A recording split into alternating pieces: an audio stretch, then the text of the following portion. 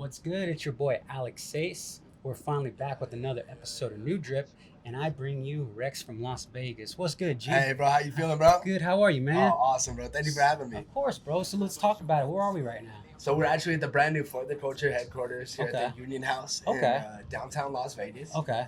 We literally moved in 2 days ago. 2 days so, ago? You know what I'm saying? How's that process been? It's been wild, bro. We actually already started getting the work, bro. One of our artists already did the mural that you see on the camera right here. We got a couple more that are already in the works. And honestly, it's so exciting to have our own space now, bro. It's like usually like this conversation would have happened at the house or wherever we could have had it, but now we have an actual headquarters where we can be like, yo, this is where Rex from Vegas works out of. Yeah. This is where you can talk to him, bro. This is safe. So basically, this is like your creative space. And when you say FTC, what does FTC stand for? What is it? What is FTC, bro? So FTC is For the Culture. Okay. It's a collective out here. Started, I believe, 2 to 3 years ago. Okay.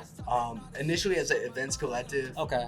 When I jumped on board, it was more for like the media side of things, the journalism, Okay. the articles, the interviews, the same sort of thing we're doing right now. Yeah. So, yeah, bro, it's a collective of individuals that are really trying to put the city of Las Vegas on. As an artist myself, so I rap. I kind of saw it as ceiling. Okay. When you're an independent artist and you're not being discovered, quote unquote, there's kind of like this feeling of like dread and doubt that you have when you're like, okay, well, what next? How many songs can I drop on this platform before I get discovered? I realized that a lot of the coverage and the articles that was happening for the mainstream artists, the ability to do that is available for us too. There's no reason why we can't cover locals. So after going to a million open mics, bro, I decided, we're gonna cover all the locals, bro. We're gonna, get this footage. We're gonna interview cats. Yeah. Yeah, bro. Okay, so it's like when you think of Vegas, I mean, me personally, I just moved out to Vegas about 5 months ago. I'm from California. You guys don't know that. But when I moved out to Vegas, I didn't really think too much that there was going to be any type of, I mean, I guess there's music culture everywhere you go, but I didn't think the music scene was going to be as big as it really is out here, especially the underground hip hop scene. And you guys, and For the Culture, you guys have really shed a light on that. Oh yeah, and it's really, really, really, really cool. Now, is there any artists right now that you want to kind of like shout out or like names you want to talk about? Like, absolutely, bro. So one of my favorite ones, the first interview I ever did, video interview with For the Culture, was with this artist named Izzy. Okay. So Izzy's really dope, bro.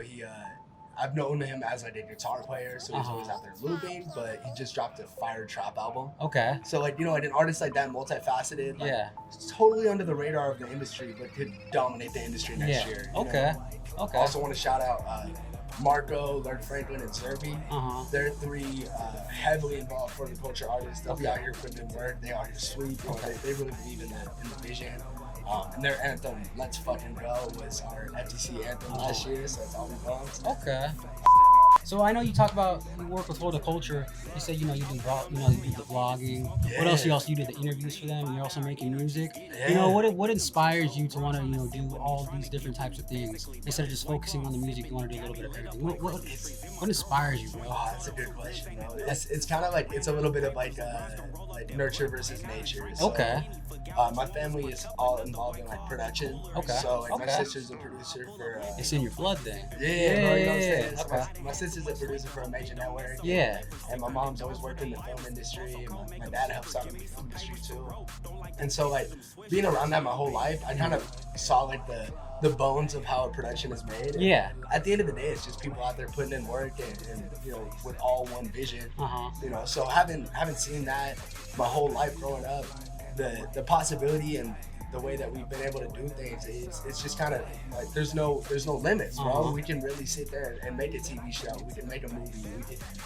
There's no limits, especially with For the Culture, because it's 30 people with a driven vision. You know what I'm saying? Yeah, 30 people. 30 people. That's a lot of people. Yeah, it's not limited too. Like, that's why I love For the Culture too. It's like I'm still me. I'm still Roy Lorange, the artist. I'm still Rex from Vegas, but I'm also For the Culture. Okay. You know what I'm saying? They don't put your brand over the individuals because the individuals make up the true collective. Okay.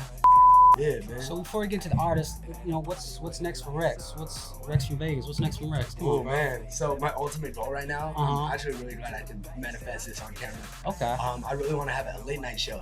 Ooh, okay. Yes. Late night. Okay, I see that, some Jimmy Fallon type shit. Exactly. That's cool, bro. Late I night fuck with that. friends, Yeah. bro. Yeah. So like, I really want to just open the monologue, Uh-huh. speak to a couple of guests, have a musical performance, close out the show with the band, bro. And you know, I think it's perfect. You're in the perfect location too, because you know Vegas is one of those cities that never sleeps. So it's like it's the perfect location, bro. Oh yeah, bro. I fuck with that. I fuck with that heavy.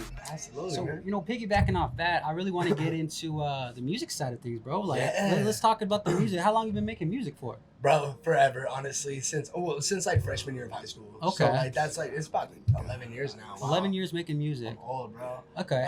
But yeah, no. So I've always been like a semi-serious artist, but initially I wasn't like, it was like a hobby for me. Okay. You know, and then 2017, I had a really good friend, Parrish Robertson, started sending me beats. Okay. And it became like a collaborative project, you know, to make like the dopest music possible. And I kind of like lit a fire under my ass, and I decided like, you know, if I'm gonna go for it, I'm gonna go for it now. Yeah. We have streaming, we have all these opportunities to, you know, explode your music onto an amazing platform. And it's like, if I don't do it now, when am I gonna do it, bro? I'm gonna be 30 someday. Shit, that's true, right? No one wants to be a 30-year-old rapper, Dude, bro. that's fucking facts, bro. I tell myself that all the time, bro. Like, I just turned 26, and I'm over here just thinking, man, 4 more years. Yeah, but the clock is ticking, man. seriously, dude, seriously though. But I want to talk to you. We talked about this prior before the camera came on. I wanted to ask you, as an artist that's been doing it for a long time, we talked about when you get to a certain point where you reach a plateau, you reach a ceiling, to where you feel like, what do I do? What's the next step? How can I take this farther? And for you, you started, you know, doing the interviews. You started doing, you know, participating for the culture. Absolutely. As an artist, did you see that help your brand grow? Oh, bro. So it actually started with the open mics. Okay. So open mic performances, just going out and meeting other people, and kind of like picking up game from individuals. Yes. It exploded everything. Being the type of person that people want to be around, looking out, and then so I was the person that was filming everyone's performance, and that turned into I want to interview everyone's performance too. Okay. I don't want their performance to live on my Snapchat story or my Instagram story for 24 hours, and then that's the end of it. Yeah. If I really believe in my brand, I want to go out there and do more with it. Yeah. So like just meeting everyone at the open mics kind of led to that love that led to me wanting to do the writing, and then that writing kind of blossomed into me getting more opportunity, and more opportunity led to more writing. And it's kind of like this beautiful like give and take relationship. Yeah. You know? Okay. That heavy. So I want to ask you, bro. You know, maybe not 5 years, 10 years from now, but where do you see yourself? I mean, in the near future, bro. Like, where are you trying to take this? Ultimately, bro. Yes. So growing up, I was really big fan of Rolling Stone articles. Yes. And in one of the Rolling Stone articles, they talked about Lil Wayne dropping out of high school to become a rapper at age 14. Yes. And that article kind of led to me rapping. Okay. And so looking back, it's so funny that I do journalism and music, because at the end of the day, I really just want to be a Rolling Stone, either as a writer or as the creator that they're talking about. Yeah, You know what I'm saying? I hear that. Yeah. So like, I feel like 10 years, that's pretty feasible for 10 years. Fuck yeah, it is, bro. Fuck You know? yeah, it is. That's like, Y'all better be looking out for this guy. I swear to God, his name just can keep rising in the industry, rising in the industry. I hope so, bro. Yeah. It's crazy the trajectory that is that I've kind of created for myself, and that's it's like one of those things that like no one in my family really thought of me as like a musician. You know, a couple of my friends really did, but not everyone. And like here I am playing shows, playing in front of 400 people for the culture, and I'm doing this shit, bro. Yeah. It's like until you do it, you don't really think you can. You know, with that being said, Rex, I would like to ask you if there's anybody you'd like to shout out. You know, before we shut out this, you know, this interview. Yo, so I just gotta shout out myself real quick. Anyone follow Rex from Vegas. Check out Lorange, my favorite rapper in Vegas. That's me. You gotta be, bro. You gotta be your favorite fucking rapper, biggest fan. You have to. Yeah. No, you're not bumping it in the car. You know, like, you know what I'm saying? Yeah, seriously, yeah. But also huge shout out to Paul for the culture, Marco Zerni, Marco Flores.